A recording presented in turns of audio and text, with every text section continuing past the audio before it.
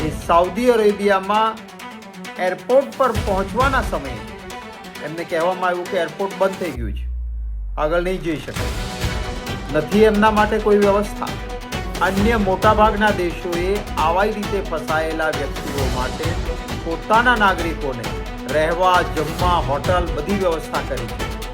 તો આપણા દેશની એમ્બેસી પણ જે કોઈ આપણા નાગરિકો એરપોર્ટ પર બહાર ફસાયા છે એમના માટે તાત્કાલિક પૂરેપૂરી રહેવાની, જમવાની બધી વ્યવસ્થા કરે. 28 ફેબ્રુઆરીથી શરૂ થયેલ ઇઝરાયલ અને ઈરાન વચ્ચેના યુદ્ધને કારણે ઘણા ભારતીયો ત્યાં ફસાઈ ગયા છે. ઈરાન અને ઇઝરાયલ ઉપરાંત અબુધાબી, દુબઈ, બહેરીન અને કતાર, અન્ય ગલ્ફ દેશોમાં ડ્રોન હુમલાઓ, મિસાઇલ અને હવાઈ હુમલાઓ થઈ રહ્યા છે. ત્યારે વિપક્ષના જે નેતાઓ છે તેમના દ્વારા ત્યાં રહેતા ભારતીય મૂળના લોકો માટે ચિંતા વ્યક્ત કરવામાં આવી રહી છે.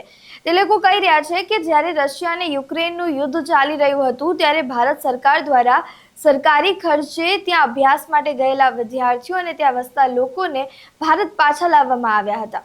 ત્યારે આ યુદ્ધમાં પણ ભારતીયો અને ખાસ કરીને ગુજરાતી લોકો ત્યાં ફસાઈ ગયા છે. ત્યારે સમગ્ર સ્થિતિને સમજીને ગુજરાત કોંગ્રેસના વરિષ્ઠ નેતા શક્તિસિંહ ગોહિલનું એક નિવેદન સામે આવ્યું છે. તેઓ કહી રહ્યા છે કે ભારત સરકાર અને રાજ્ય સરકાર દ્વારા ભારતીય મૂળના લોકોને સરકારી ખર્ચે પાછા લાવવા જોઈએ.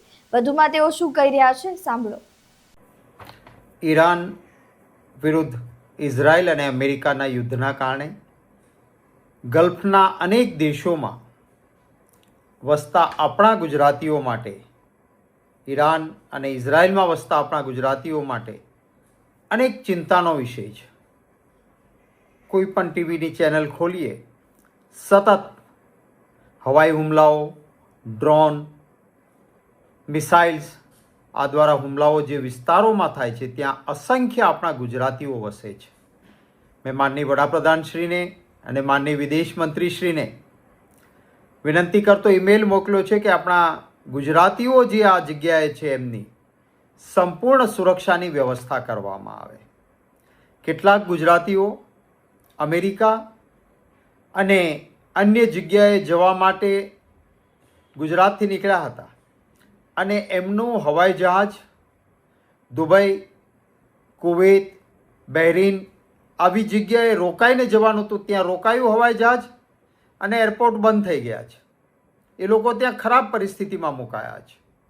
આપણા ગુજરાતના નડિયાદના પ્રિતેશભાઈ પટેલ અને હિનાબેન પટેલ, એમના પરિવારે મારો સંપર્ક કર્યો કે કુવૈતમાં એમને અમેરિકા જવાનું હતું, પ્લેન કુવૈત રોકાયું છે અને ત્યાં તેઓ ફસાયા છે. પારાવાર મુશ્કેલીઓનો સામનો કરવો પડી રહ્યો છે. આપણા અનેક યાત્રીઓ જે ખાસ કરીને ઉમરા કરવા માટે જતા હતા એ સાઉદી અરેબિયામાં એરપોર્ટ પર પહોંચવાના સમયે એમને કહેવામાં આવ્યું કે એરપોર્ટ બંધ થઈ ગયું છે, આગળ નહીં જઈ શકાય, નથી એમના માટે કોઈ વ્યવસ્થા. આવા તો અનેક વ્યક્તિઓ ખાસ કરીને આપણા ગલ્ફ કન્ટ્રીઝ સાથે, ગલ્ફના દેશો સાથે આપણો ગુજરાતનો તો સદીઓ પુરાનો વ્યવસાય છે. આપણા સલાયા, કચ્છ, પોરબંદર આ બંદરગાહો ઉપરથી નાની નાની હોડીઓ દ્વારા સતત ફેરી સર્વિસ ચાલે.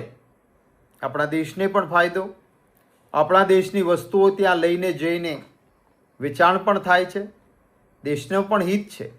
આ બધા નાના લોકો છે. આમની સુરક્ષા અને આમના રોજગારની સુરક્ષા, એમની વ્યવસ્થા આ પણ સરકારે તાત્કાલિક કરવી જોઈએ એવી મેં માંગણી કરી છે.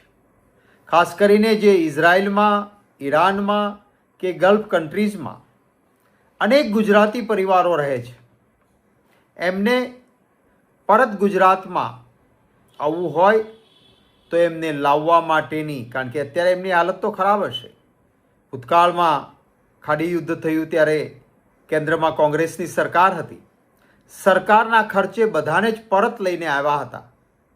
એ જ રીતે સરકારી ખર્ચે જે ગુજરાતીઓ આવવા માંગતા હોય એમને સહી સલામત લાવવાની વ્યવસ્થા કરવામાં આવે.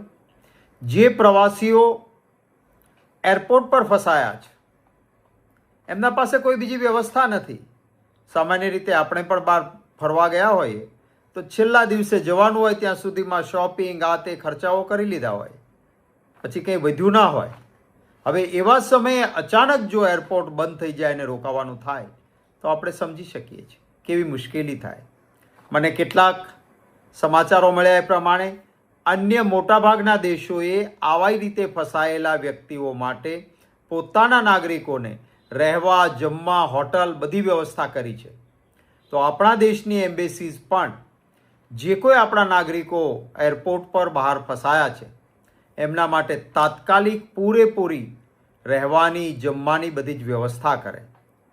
કોઈ અત્યારે રાજકારણ કરવા માંગતો નથી, પણ હા, એ વાતનું દુઃખ છે કે આજે 48 કલાક થયા આ યુદ્ધ ફાટી નીકળ્યું, એને જે પરિસ્થિતિ પેદા થઈ એને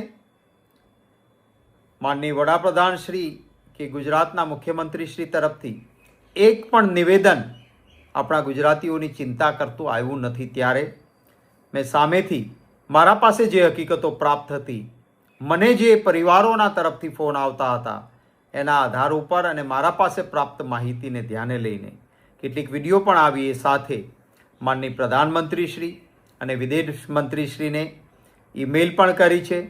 વિદેશ મંત્રીશ્રીને પૂરી રીતે એમને ત્યાં પણ ફોન કરીને પણ લખાયું છે.